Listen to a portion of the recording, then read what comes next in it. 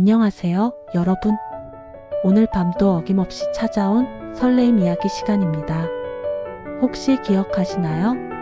가슴이 두근두근 뛰던 그 순간들을 라디오에서 내 이름이 불렸을 때, 처음 자전거 페달을 힘차게 밟았을 때, 집에 전화벨이 울렸을 때, 지금 생각하면 정말 사소한 일들이지만 그때는 온 세상이 반짝반짝 빛나던 마법 같은 순간들이었죠. 오늘도 전국 각지에서 보내주신 따뜻한 사연들과 함께 여러분의 마음속 깊은 곳에서 잠자고 있던 그 설렘을 다시 한번 깨워보는 시간을 가져보려 합니다. 그럼 오늘도 시작해볼까요? 설레임 이야기 2편입니다. 첫 번째 사연은 광주에서 조연주님이 보내주셨습니다. 80년대 후반 고등학생 시절 처음으로 라디오에 신청곡을 넣었던 날의 설렘을 지금도 잊을 수가 없어요. 그때는 라디오가 젊은이들의 유일한 음악 친구였거든요. 매일 밤 심야 프로그램을 들으며 하루를 마감했어요. DJ가 신청곡을 읽어주면 언제 내 사연도 읽어줄까 하며 상상했죠. 드디어 용기를 내어 엽서에 사연을 썼어요. 좋아하는 선배 이야기와 함께 이문세의 광화문 연가를 신청했는데 한 글자 한 글자 정성스럽게 썼어요. 혹시 읽어줄까? 하는 기대감으로 우체통에 넣는 순간 가슴이 두근거렸어요. 그 후로 매일 밤 라디오를 틀고 기다렸어요. 오늘은 내 사연이 나올까? 하면서 1주일, 2주일이 지나도 소식이 없어서 포기할 즈음에 DJ가 광주의 현주 학생이 보낸 사연입니다 하는 거예요. 그 순간 온몸에 전기가 흐르는 것 같았어요. 내 이름이, 내 사연이 라디오에서 나오다니. 음성이 떨려서 엄마 나 나왔어 하고 소리쳤던 기억이 생생해요. DJ가 제 사연을 읽어주면서 현주 학생 좋은 사랑 하세요 하고 응원까지 해주셨어요. 그리고 신청한 노래가 나왔을 때 정말 세상을 다 가진 기분이었어요. 다음 날 학교에서 친구들에게 자랑했더니 정말 너 나왔어? 하면서 부러워하더라고요. 며칠 동안 기분이 좋아서 콧노래를 흥얼거렸어요. 지금은 언제든 원하는 음악을 들을 수 있지만 그때의 그 특별함은 느낄 수 없어요. 라디오에서 내 이름이 불릴 때의 그 전율, 그 설렘이 그리워져요. 정말 그 시절 라디오의 설렘이 느껴지네요. 엽서 한 장에 정성스럽게 써서 보냈고 매일 밤 기다리던 그 간절함. 그리고 드디어 내 이름이 불렸을 때 그 전율. 지금은 상상도 못할 특별한 경험이었죠. 두 번째 사연은 전북에서 김성민 님이 들려주셨습니다. 70년대 중반 중학생 시절 처음으로 자전거를 탔던 날의 기쁨을 아직도 기억해요. 그때는 자전거가 지금처럼 흔하지 않아서 정말 소중한 선물이었거든요. 중학교에 입학하면서 아버지가 공부 열심히 하면 자전거 사주마 하셨는데 정말 꿈만 같았어요. 그때까지는 친구 자전거를 잠깐씩 빌려 타본 것이 전부였거든요. 첫 중간고사에서 반에서 5번째를 했을 때 아버지가 약속을 지키셨어요. 성민아, 자전거 사러 가자 하시는 순간 하늘을 나는 기분이었죠. 자전거 가게에 가서 여러 대를 보는데 눈이 휘둥그레졌어요. 빨간색, 파란색, 검은색. 어떤 걸 고를까 행복한 고민을 했죠. 결국 파란색 자전거를 골랐는데 햇빛에 반짝이는 모습이 정말 멋있었어요. 처음에는 균형 잡기가 어려워서 아버지가 뒤에서 잡아주셨어요. 무서워하지 말고 앞만 봐라, 페달을 힘차게 밟아라 하시면서 몇 번 넘어지기도 했지만 포기하지 않았어요. 드디어 혼자 탈 수 있게 된 순간 바람을 가르며 달릴 때의 그 자유로움, 세상을 다 가진 것 같았어요. 아버지, 저 혼자 탈 수 있어요 소리쳤을 때 아버지의 뿌듯한 표정이 지금도 생각나네요. 그 후로 어딜 가든 자전거를 타고 갔어요. 학교도, 친구 집도, 시장도. 두 다리로 걸어 다니던 세계가 몇 배로 넓어진 기분이었죠. 친구들과 자전거로 멀리 놀러 가는 것도 특별한 모험이었어요.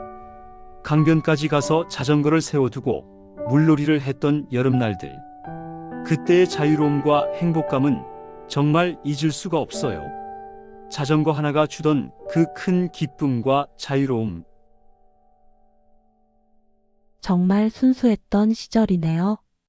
아버지의 약속, 첫 중간고사의 결과, 그리고 드디어 혼자 탈 수 있게 된 순간까지. 그 모든 과정이 다 소중한 추억이에요. 세 번째 사연은 대전에서 박영숙 님이 보내주셨습니다. 80년대 초반 신혼 시절 처음으로 전화기가 우리 집에 들어온 날의 감격을 잊을 수가 없어요. 그때는 전화기가 정말 귀하고 특별한 물건이었거든요. 결혼하고 나서 몇 달 동안은 급한 일이 있으면 동네 구멍가게 전화를 빌렸었어요. 한 통화에 100원씩 내고. 그것도 아주머니 눈치를 보면서 짧게 해야 했죠. 남편이 이제 우리도 전화기를 설치하자 했을 때 정말 기뻤어요. 하지만 설치비가 만만치 않아서 몇 달 동안 돈을 모았어요. 그때 전화 설치하는 게 정말 큰 일이었거든요. 드디어 전화국에서 기사님이 오신 날, 벽에 구멍을 뚫고 선을 연결하는 모습을 신기하게 지켜봤어요. 따르릉 하는 시험 소리가 났을 때 정말 감격했죠. 우리 집 전화번호를 받았을 때의 기분. 747-3893. 지금도 외우고 있어요. 이제 우리 집도 전화번호가 있구나 하면서 종이에 몇 번이고 써봤어요. 첫 번째 전화는 친정 어머니께 드렸어요. 어머니, 저예요. 영숙이에요. 우리 집에 전화 들어왔어요. 어머니도 어머, 우리 영숙이네 집에도 전화가 하시며 기뻐하셨어요. 그 후로 친구들에게도 전화번호를 알려줬어요. 우리 집에도 전화 있어. 언제든 전화해 하면서 자랑스러웠죠. 친구들도 부럽다. 이제 언제든 통화할 수 있겠네 했어요. 전화벨이 울릴 때마다 설렜어요. 누구지? 하면서 받는 그 순간의 두근거림. 지금은 휴대폰으로 누가 거는지 다 보이지만 그때는 받아봐야 알 수 있어서 더 신기했어요. 정말 그 시절 전화기 하나가 주던 감격이 크셨겠어요. 지금은 누구나 휴대폰을 가지고 있지만 그때는 집에 전화기 하나 있는 것만으로도 정말 대단한 일이었죠. 첫 전화를 친정 어머니께 드렸다는 것도 마음이 따뜻해지네요. 네 번째 사연은 충북에서 이태호 님이 들려주셨습니다. 70년대 후반 고등학생 시절 처음으로 기타를 배웠던 날들의 설렘을 지금도 생생하게 기억해요. 그때는 기타 치는 사람이 정말 멋있어 보였거든요.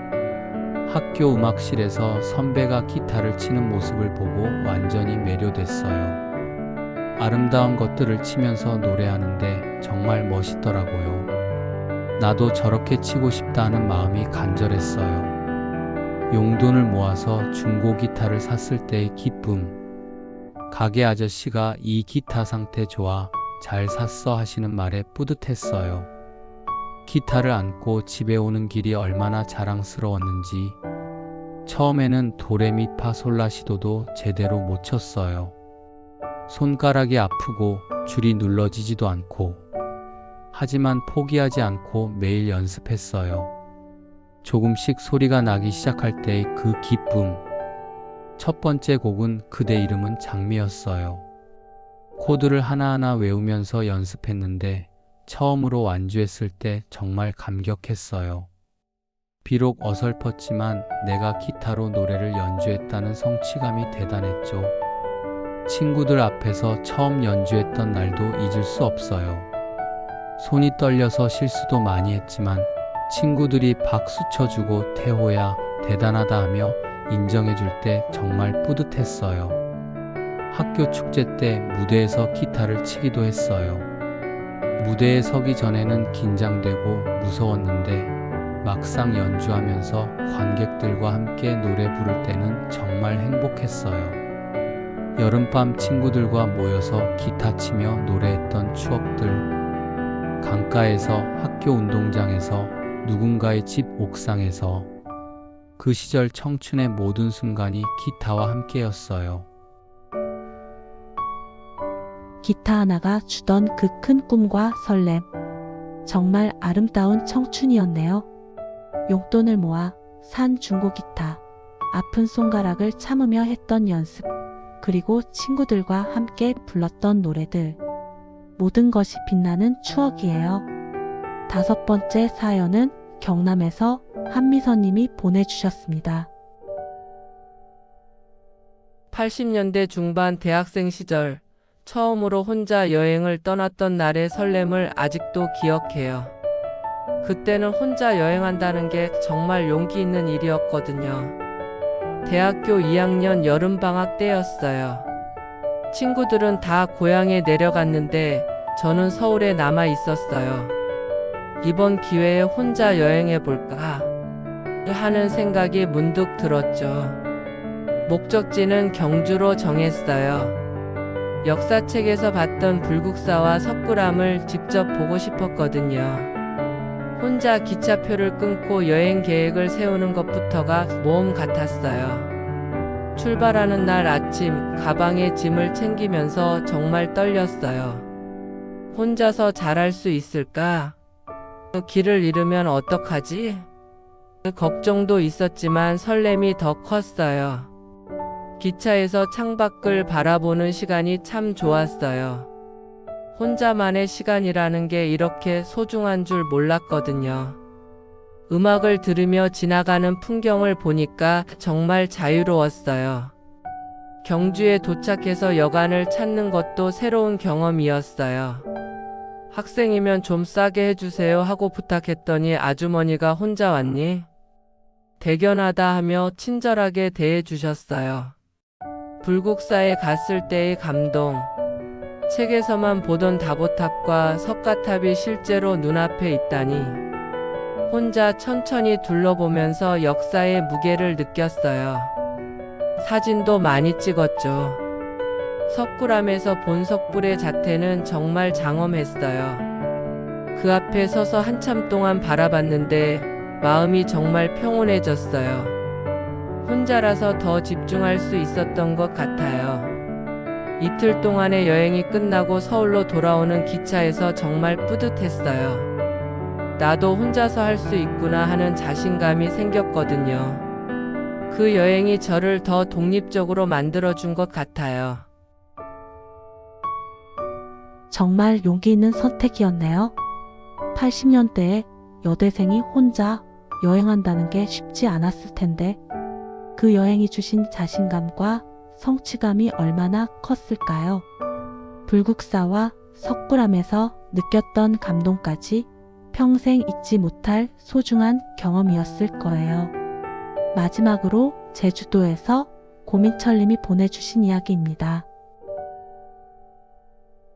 70년대 말 초등학생 시절 처음으로 육지에 나갔던 날의 설렘을 잊을 수가 없어요. 제주도에서 태어나 자란 저에게 육지는 정말 신비로운 곳이었거든요. 아버지 일 때문에 가족 모두 부산에 가게 된 날, 배를 타고 바다를 건넌다는 게 모험 같았어요. 제주도를 떠나본 적이 한 번도 없었거든요. 큰 배에 올라타면서부터 신기했어요. 이렇게 큰 배가 바다 위를 다닌다니. 배 안 이곳저곳을 구경하면서와 정말 크다 하고 감탄했어요. 배가 출발하면서 제주도가 점점 멀어지는 모습을 보니까 조금 서운하기도 했어요. 하지만 곧 육지를 보겠구나 하는 기대감이 더 컸죠. 파도가 치면서 배가 흔들릴 때마다 재미있었어요. 몇 시간 후 저 멀리 육지가 보이기 시작했을 때의 감격. 저게 육지구나. 하면서 배 난간에 달라붙어서 바라봤어요. 제주도와는 다른 모양의 산들이 신기했죠. 부산항에 도착해서 육지 땅을 처음 밟았을 때 정말 다른 세상에 온 기분이었어요. 사람들이 많고 건물들이 높고 자동차들이 많고 모든 게 제주도와 달랐어요. 기차를 처음 본 것도 신기했어요. 저 긴 차가 어떻게 움직이지? 하면서 눈을 크게 뜨고 봤죠. 기차를 타고 이동하면서 창밖으로 보이는 풍경들, 평야, 공장, 도시들이 다 새로웠어요. 서울에 도착했을 때는 정말 압도됐어요. 높은 건물들, 복잡한 거리, 지하철. 세상에 이런 곳이 있구나 하고 놀랐죠. 제주도의 조용하고 평온한 풍경과는 완전히 달랐어요. 백화점에 가서 에스컬레이터를 처음 타봤을 때의 신기함. 계단이 저절로 움직인다 하면서 몇 번이고 타보고 싶었어요. 엘리베이터도 마술 같았고요. 하지만 그 여행이 제게는 정말 큰 경험이었어요. 세상이 얼마나 넓은지, 얼마나 다양한 곳들이 있는지 알게 됐거든요. 그 후로 더 큰 꿈을 갖게 됐어요. 제주도에서 자란 아이에게 육지는 정말 신세계였겠어요. 처음 본 기차, 에스컬레이터, 지하철, 모든 것이 경이로웠을 것 같네요. 하지만 그래도 고향을 그리워하던 마음이 참 따뜻해요. 그 여행이 세상을 보는 눈을 넓혀 주었겠네요. 여러분, 오늘도 많은 분들의 소중한 설렘을 함께 나누었습니다.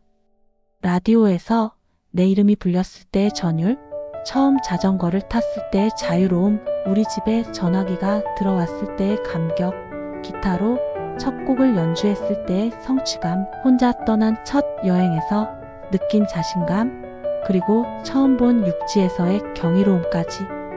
이 모든 순간들이 그때는 정말 특별하고 소중했어요. 지금은 모든 것이 쉽고 당연해졌지만 그때는 작은 하나하나가 다 큰 사건이었고 꿈이었고 행복이었죠. 라디오에 사연 하나 보내는 것도, 자전거 하나 사는 것도, 집에 전화기 하나 놓는 것도 지금보다 훨씬 어려웠지만 그래서 더 간절했고 더 소중했고 더 큰 기쁨을 주었던 것 같아요. 기타 한 대로 친구들과 함께 부르던 노래, 혼자 떠난 여행에서 만난 사람들과의 따뜻한 만남, 섬에서 처음 본 육지의 신기함까지. 그 모든 설렘들이 우리를 지금의 모습으로 만들어준 소중한 경험들이에요. 지금도 우리 주변에는 설렐 일들이 많이 있을 거예요. 다만 그때처럼 순수하게 느끼지 못할 뿐이죠. 가끔은 그때의 그 순수한 마음으로 세상을 바라보면 어떨까요? 일상 속에서도 작은 설렘을 발견할 수 있을 거예요. 여러분도 혹시 그런 특별했던 설렘의 순간이 있으시다면 언제든 들려주세요. 그 이야기들이 모여서 우리 모두의 마음을 다시 한번 설레게 해줄 테니까요. 오늘도 함께 해주신 모든 분들께 감사드립니다. 내일도 좋은 하루, 설레는 하루 보내시길 바라며 여러분 안녕히 계세요.